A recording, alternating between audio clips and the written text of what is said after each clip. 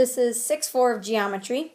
So we're going to look at rhombuses, rectangles, and squares. So a rhombus, they're all parallelograms. So a rhombus is a parallelogram with 4 congruent sides. So usually in a parallelogram, we have that opposite sides are congruent, right? Well, in the special case of a rhombus, all 4 sides are congruent. And a rectangle is a parallelogram with 4 right angles. And a square is a combination of the two. It has all 4 sides congruent and 4 angles are right angles.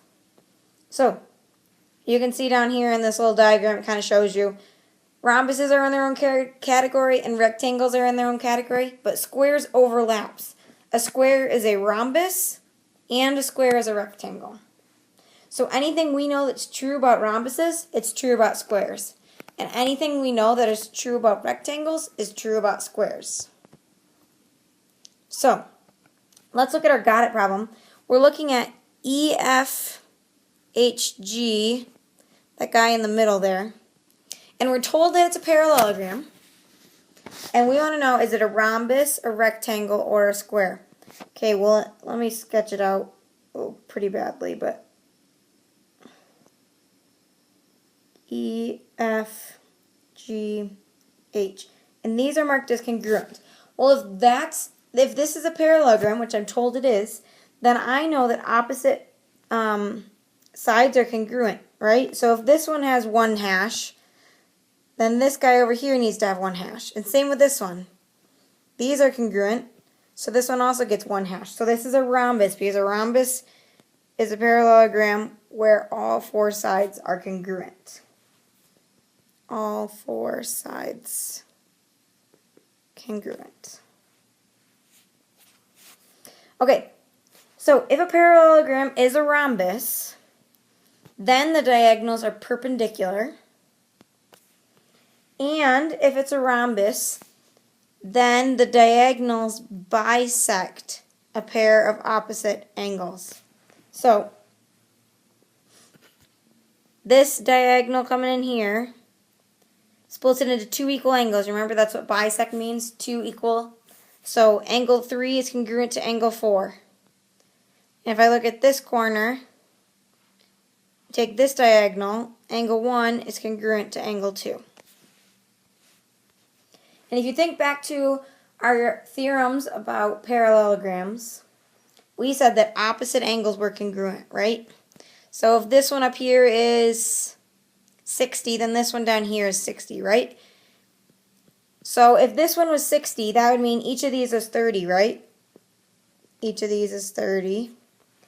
And if this one up here is 60, well, this one down here is 60. So each of these are also 30.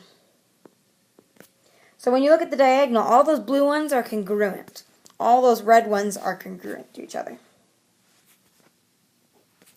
Okay, let's look at our got it problem down here. It says, what are the measures of the numbered angles in rhombus PQRS? Okay, well, from my theorem, I know that angle 3 and angle 4 are congruent. And I know that angle 1 and angle 2 are congruent. But what I just said is that all of those are congruent. So I also know that angle 1 is congruent to angle 3. And I also know that angle 2 is congruent to angle 4. Since I'm given an angle measure in this one, let's look at this triangle right here. I know they add up to 180. Right? So 104 plus the measure of angle 1 plus the measure of angle 3 is equal to 180. Well, I know that angle 1 and angle 3 are congruent. So I can call both of those, how would we call them, x? So 104 plus x equals 180. So 104 plus 2x equals 180. And I'll subtract 104. I get that 2x is equal to 76. Divide by 2, and I get that x is equal to 38. So then the measure of all those numbered angles is 38 degrees. Okay, a theorem about a rectangle. If it is a rectangle, then the diagonals are congruent. Think back to our parallelogram. We said that the diagonals bisect each other, right? So it looks like this. Right? We're talking about the pieces of the diagonals. Now we're talking about the diagonals as a whole. This guy right here is congruent to this whole guy right here. Okay, let's check out our got it problem.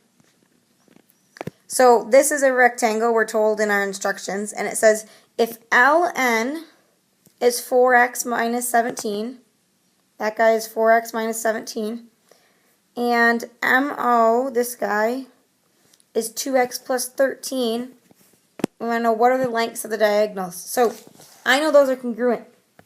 So 4x minus 17 is equal to 2x plus 13. Oops. So I'll add 17 to both sides. 4x is equal to 2x plus 30 minus 2x. 2x is equal to 30. When I divide by 2, I get that x is equal to 15. Then they want to know the lengths of the diagonals, so I'm going to plug that back in. So I'll just choose MO. They're both going to be the same, right? They're congruent. 2 times 15 plus 13. 2 times 15 is 30. 30 plus 13 gives me 43. So the diagonals are both 43. And you can plug it in the other one if you want to double check. And there's your homework.